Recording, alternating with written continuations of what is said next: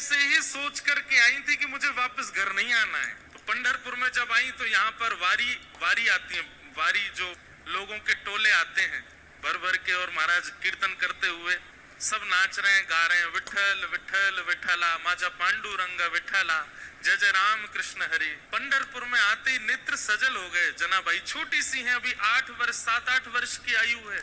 जनाबाई आई और यहाँ भीड़ में अपने माता पिता की उंगली पकड़ करके घूम रही थी, और वारी में जब आगे पीछे लोगों के धक्का मुक्की हुई तो माता पिता का हाथ छूटा नहीं, छोड़ दिया जानबूझ करके, खो गई बड़ी भीड़ में। बालक तो खो करके रोते हैं। जनाबाई नाच रही थी कि हाँ अब अच्छा हुआ, अब मैं अकेली हूँ, अब मैं यही खो जाऊंगी, माता पिता को मिलूंगी नहीं, और सदा के लिए अपने विठोबा के पास रहूंगी, अपने विठल के पास रहूंगी। माता पिता ने ढूंढने का प्रयास किया लेकिन जनाबाई मिली नहीं। जनाबाई प्रसन्न हैं क्योंकि उनका परिवार तो श्री पंढरपुरी है ना। मेरे पिता माता कौन है? बाप आई बोले विठ्ठले रखुमाई। अच्छा यहाँ पे उल्टा है, यहाँ पे पिताजी रुक्मणी जी हैं, मैया विठ्ठल भगवान है। पंढरपुर में उल्टा है।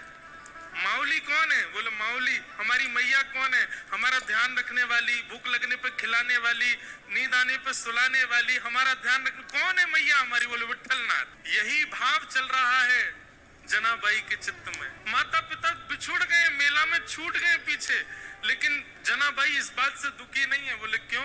बोले मेरे माता पिता तो विठ्ठल रखुमाई है, मेरी बहन तो चंद्रभागा है। ये सब संत महापुरुष जो उछल उछल करके राम कृष्ण हरि कीर्तन कर रहे हैं, ये सब मेरे भाई बंधु हैं, यही मेरा परिवार है, मैं अब इन्हीं के बीच में रहूंगी।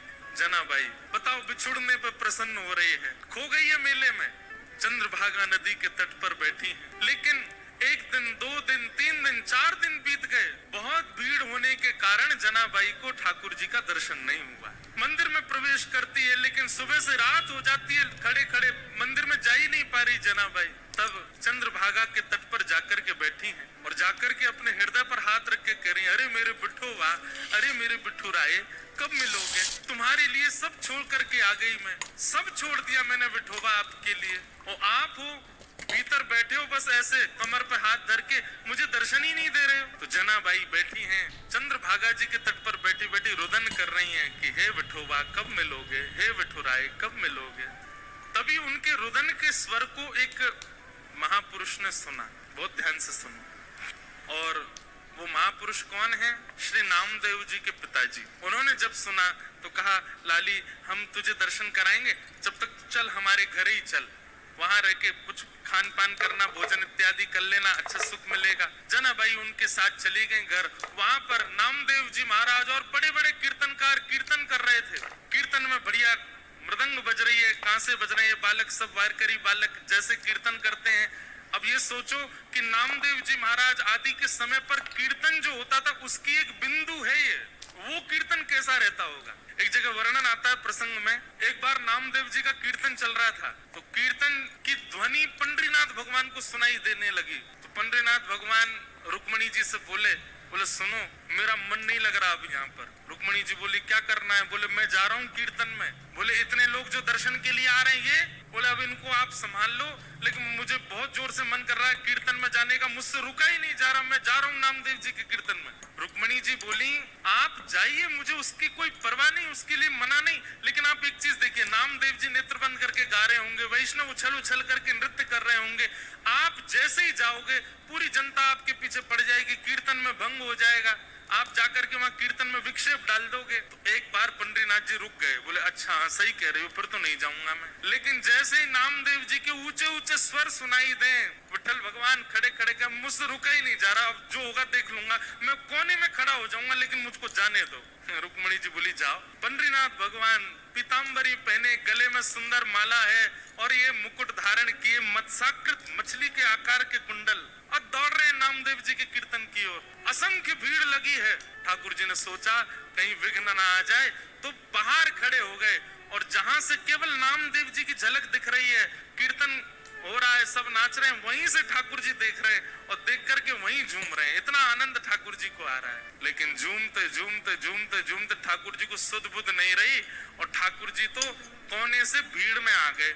अब जैसे ही ठाकुर जी आए, लोगों को कस्तूरी की सुगंधी आने लगी, बढ़िया, पीछे मुड़ मुड़ करके देखा साक्षात पंडरीनाथ पंडरीनाथ भगवान खड़े हैं। अब तो महाराज नाचना गाना सब भूल गए, सब मार्ग देने लगे और ठाकुर जी नाचते नाचते भीतर प्रवेश कर रहे हैं। नाचते नाचते ये स्थिति हो गई, इतनी भीड़, कोई पांव छू रहा है, कोई हाथ छू रहा है। स्पर्श करते करते ठाकुर जी की पीतांबरी खींच ली किसी ने और ठाकुर जी के वस्त्र उतरने लगे, लेकिन ठाकुर जी नृत्य नहीं छोड़ रहे हैं, उछल उछल करके नाच रहे हैं। स्थिति ये हुई, आज हरि देखे नंगम नंगा, ठाकुर जी के सबरे वस्त्र खींच खींच के ले गए और ठाकुर जी निर्वस्त्र अवस्था में नृत्य कर रहे हैं नामदेव जी के कीर्तन। नामदेव जी के जब नेत्र खुले और सामने ठाकुर जी को देखा, नेत्र सजल हो गए। जय हो। कभी कभी संशय होता है नाथ, हम आपके भक्त हैं कि आप हमारे भक्त हो।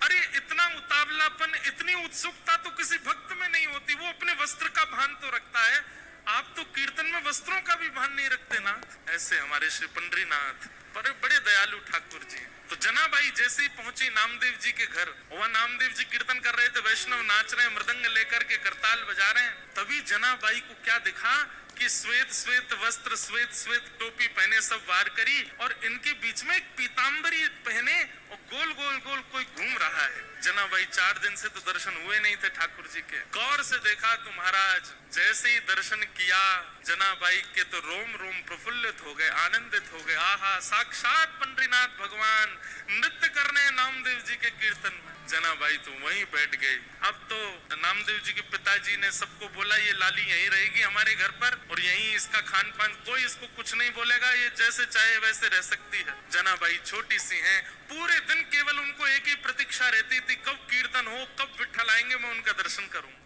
किसी को दर्शन नहीं होते, जनाबाई को होते थे। नामदेव जी कीर्तन करते और जैसे विट्ठल आते जनाबाई उछलने लग जाती। अब विठोबा आ गए, विठोबा आ गए, सब जनाबाई को देखते, छोटी बालिका है ऐसा सोच करके अनसुना कर देते, लेकिन उनको तो प्रत्यक्ष दिखते थे ठाकुर जी। सब लोग दर्शन करने के लिए जाते थे, जनाबाई को कहते थे तुम चलो साथ में। जनाबाई कहती मुझे मंदिर जाने की जरूरत नहीं है। क्यों? बोले शाम को कीर्तन होता है ना, विट्ठल यहीं आते हैं, मैं यहीं देख लेती हूँ उनको। ऐसे करते करते जनाबाई का प्रेम और एक जैसे मित्रता संबंध हो गया श्री ठाकुर जी के साथ। पूरे दिन सेवा करती और सेवा करने के बाद शाम को बैठ करके ठाकुर जी का चिंतन करती। ठाकुर जी के लिए प्रसाद क्या बनाना है, क्या सिद्ध करना है, सब विचार करती जनाबाई।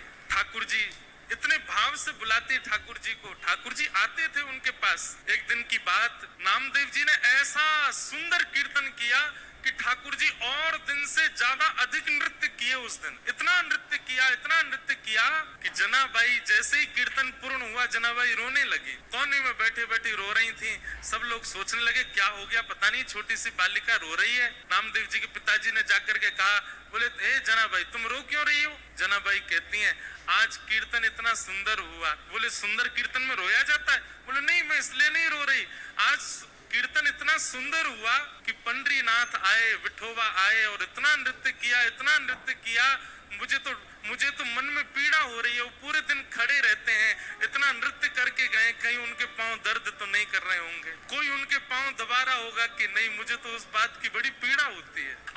आप नामदेव जी से कह देना वो इतना ज्यादा अच्छा कीर्तन ना किया करें, सामान्य कीर्तन किया करें। वो अच्छा कीर्तन करते हैं तो श्री ठाकुर जी उसमें बहुत नाचते हैं, उनको कहीं पीड़ा ना होती हो चरणों में। जनाबाई मन में सोच रही है मेरे पास विठोबा होते, मेरे पास विट्ठल होते, घी लेकर के आती, चरणों में मालिश करती, अपने हाथ से चरण दबा देती, मेरा विठोबा बहुत कष्ट में आ गए होंगे आज तो। और यही बोलती जा रही है, अब सब तो मां से उठ करके सोने चले गए, लेकिन वो यही चिंतन कर रही है आज विट्ठल के पांव में दर्द हो रहा है, आज मेरे पंडरीनाथ के चरणों में दर्द हो रहा होगा। ये भाव मन में सोच ही रही थी कि इतने में ही पीतांबरी पहने, कटी पर हाथ धरे, सुंदर श्यामल वर्ण ठाकुर जी का श्री पंडरीनाथ भगवान वहीं प्रकट हो गए और प्रकट होकर के जनाबाई के सामने बैठ करके पांव आगे पसार दिए।